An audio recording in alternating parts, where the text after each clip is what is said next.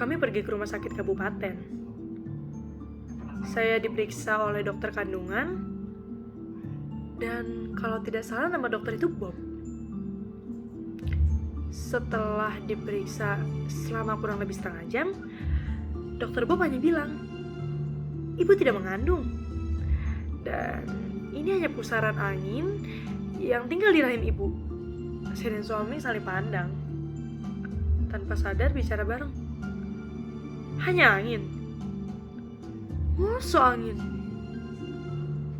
Emangnya masuk angin bisa tinggal di rahim?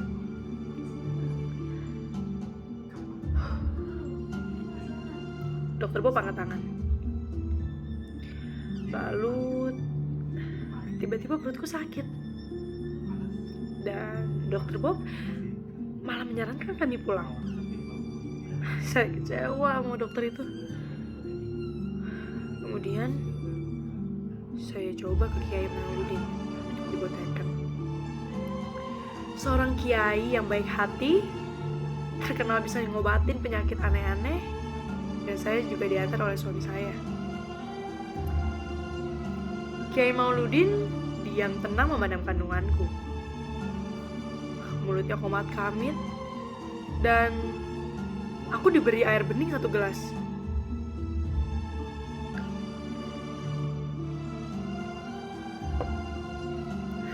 Rasanya seger.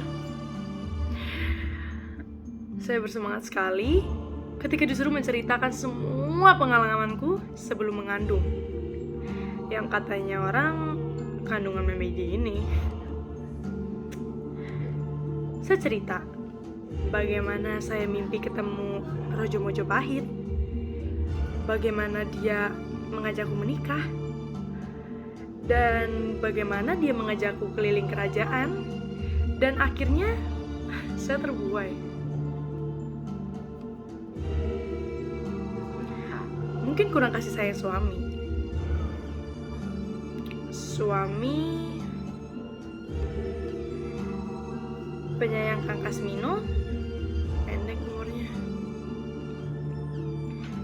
Sementara Mas Mardowo hanya mau kalau saya punya uang hasil panenan.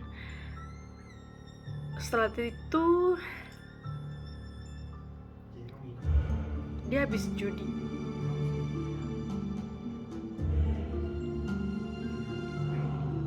Setelah itu Kiai Mauludin mendekatkan tangannya lalu menyentuh perutku.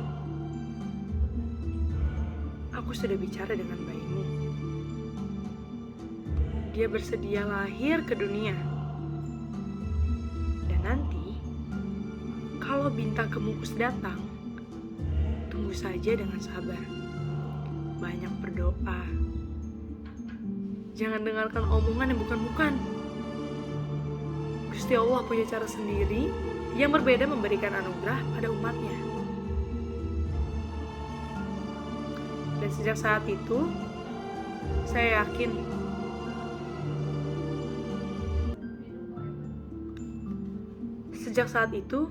saya semakin optimis. Saya percaya Kiai Mauludin tidak bohong. Dan saya yakin saya mengandung. Biarlah petunggu bintang kemukus datang. Karena itu saya setiap malam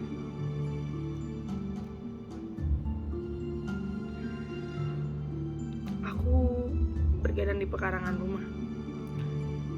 Dan tidak terasa angin dingin, malahan gerah dan gairah menunggu bintang kemukus datang. Saya menyaksikan dengan hati berdebar.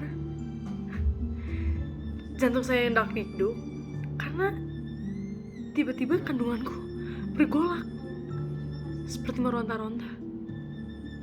Ada tinju kecil yang memukul dinding perutku. Aku segera memanggil Mas Mardowo. Mas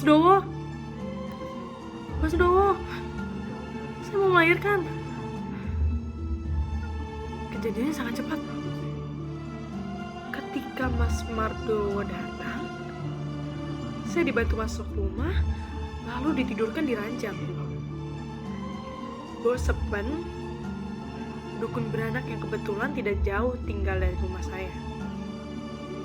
Yang awalnya menolak karena takut tulah dan dia menganggap sama pada bayi yang kukandung, anaknya Midi.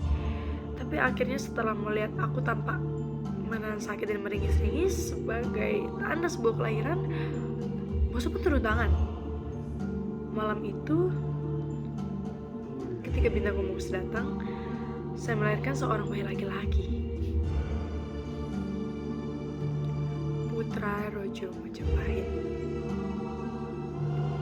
Hanya sesaat tangisan bayi itu seakan-akan memanggilku, "Terima kasih, Bu." Setelah itu, bayi laki-laki yang kuberi nama itu meninggal. Kulit yang kuning, rambut yang hitam,